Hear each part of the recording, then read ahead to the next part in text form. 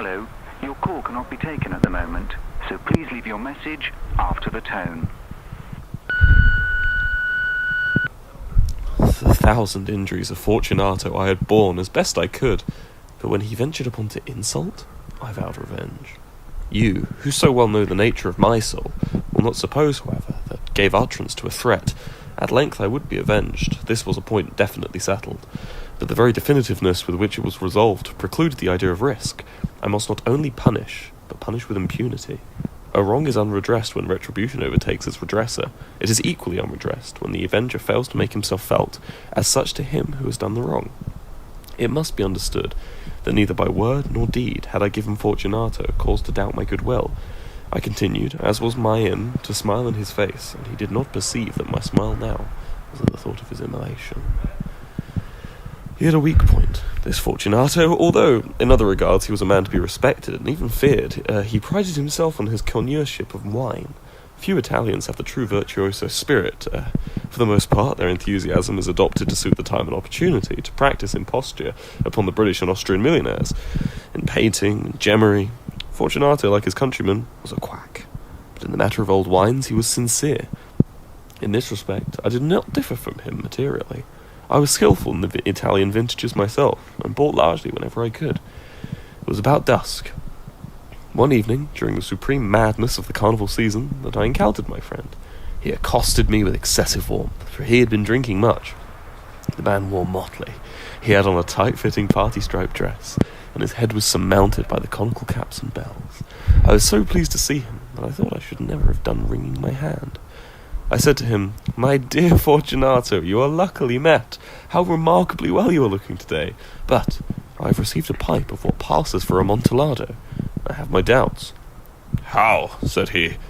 "Amontillado? A pipe? Impossible! And in the middle of the carnival!"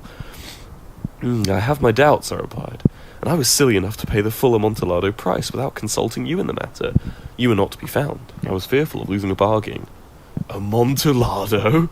"I have my doubts." "Amontillado!" "I must satisfy them." "Amontillado!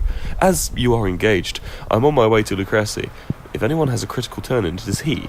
He will tell me—" "Lucrezi cannot tell Amontillado from sherry." "And yet some fools will have it to his taste as to match your own."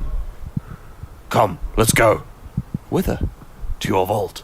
"My friend, no, I will not impose upon your good nature. I perceive you have an engagement." "Lucrezi, I have no engagement. Come." "My friend, no. It is not the engagement, but the severe cold with which I perceive you are afflicted. The vaults are insufferably damp. They are encrusted with nitre." "Let us go, nevertheless. The cold is merely nothing. Amontillado, you have been imposed upon. As for Lucrezi, he cannot distinguish sherry from Amontillado." Thus speaking, Fortunato possessed himself of my arm, and putting on a mask of black silk, and drawing a roquelaire closely about my person, I suffered him to hurry me to my palazzo. There were no attendants at home. They had absconded to make merry in honour of the time. I told them that I should not return until the morning, and had given them explicit orders not to stir from the house. These orders were sufficient, I well knew, to ensure their immediate disappearance, one and all, as soon as my back was turned. I took from their sconces 2 flambeaux, giving one to Fortunato. I bowed him through several suites of rooms to the archway that led to the vaults. I passed down a long and winding staircase, requesting him to be cautious as he followed. We came at length to the foot of the descent, and stood together upon the damp ground of the catacombs of the Montresors. The gait of my friend was unsteady, and the bells upon his cap jingled as he strode. "The pipe," he said. "It is further on," said I, "but observe the white webwork which gleams from the cavern walls." He turned towards me and looked into my eaves with 2 filmy orbs that distilled the rheum of intoxication. "Nitre?" he asked at length. "Nitre," I replied. "How long have you had that cough?" My poor friend found it impossible to reply for many minutes due to this. "It's nothing," he said at last. "Come," I said with decision, "we will go back. Your health is precious. You are rich, respected, admired, beloved. You are happy, as once I was. You are a man to be missed. For me, it is no matter. We will go back. You will be ill, and I cannot be responsible. Besides, there is Lucrezi." "Enough," he said. "The cough's a mere nothing. It will not kill me. I shall not die of a cough." "True, I replied, and indeed I had no intention of alarming you unnecessarily, but you should use all proper precaution. a draught of this Medoc will defend us from the damps. Here I knocked off the neck of a bottle, which I drew from a long row of its fellows that lay upon the mould. "Drink," I said, presenting him the wine. He raised it to his lips with a leer. He paused and nodded to me familiarly, while his bells jingled. "I drink," he said, "to the buried that repose around us." "And I to your long life." He again took my arm, and we proceeded. These vaults," he said, "are extensive." "The Montresors," I replied, "were a great and numerous family." "Oh, I forget your arms." "A huge human foot d'or in a field azure. The foot crushes a serpent rampant, whose fangs are embedded in the heel." "And the motto?" "Nemo me impune latitit." "Good," he said. The wine sparkled in his eyes, and the bells jingled. My own fancy grew warm with the Medoc. We had passed through long walls of piled skeletons, with casks and puncheons intermingling into the inmost recesses of the catacombs. I paused again, and this time I made bold to seize Fortunato by an arm above the elbow. "The nitre," I said. "See, it increases, it hangs like moss upon the vaults. We are below the river's bed, the drops of moisture trickle among the bones. Come, we will go back here, it is too late, your cough—" "It is nothing," he said. "Let us go on, but first, another draught of Medoc." I broke and reached him a flagon of de Grave.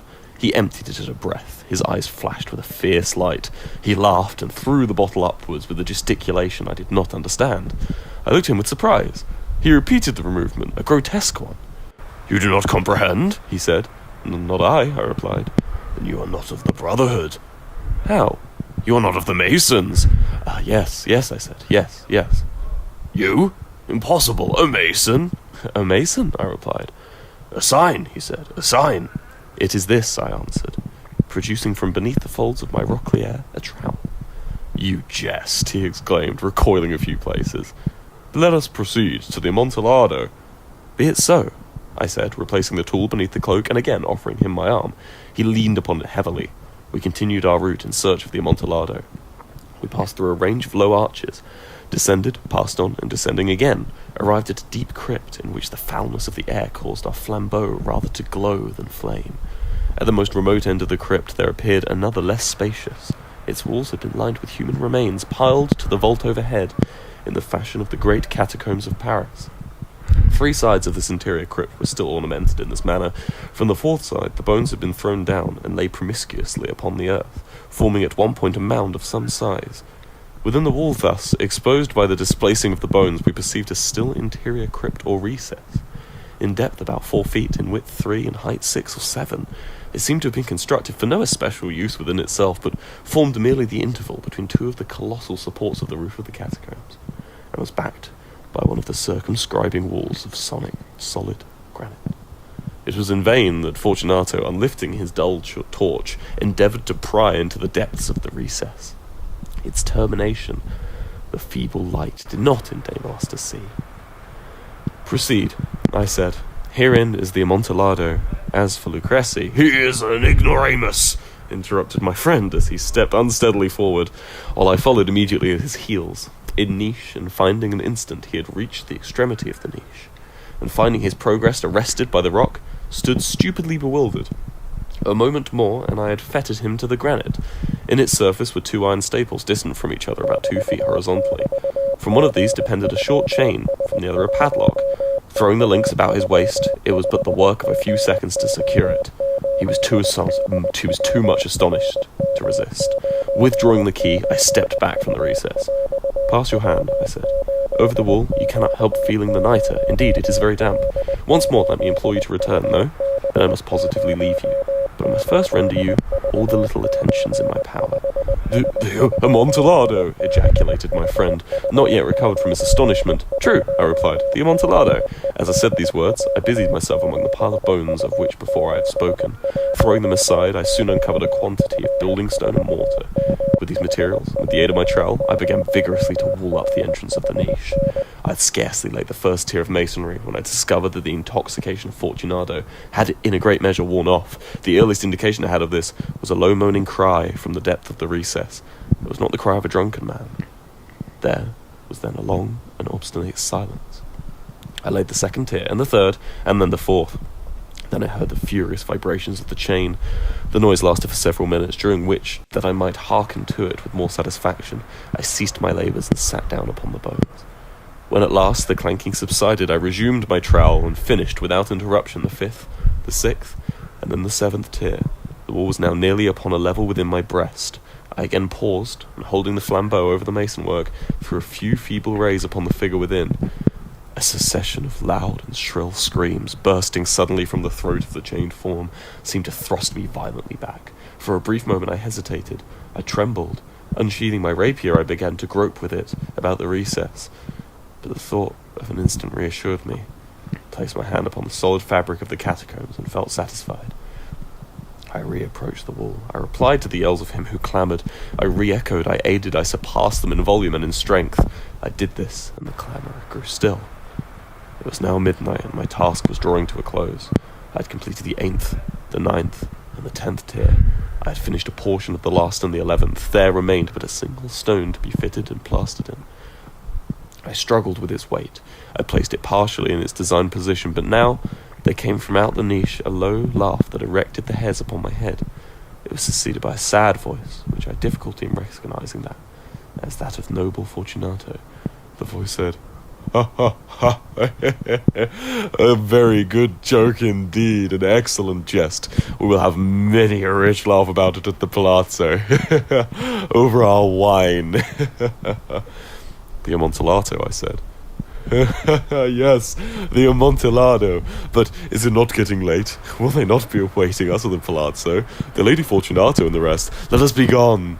"Yes," I said, "let us be gone." "For the love of God, Montresor!"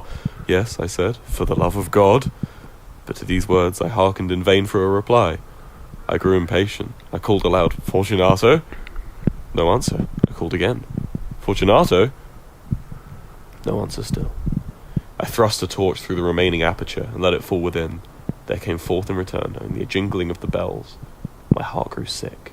It was the dampness of the catacombs that made it so. I hastened to make an end of my labour. I forced the last stone into its position, plastered it up, and against the new masonry I re-erected the old rampart of bones.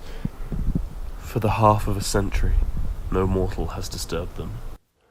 In pace requiescat.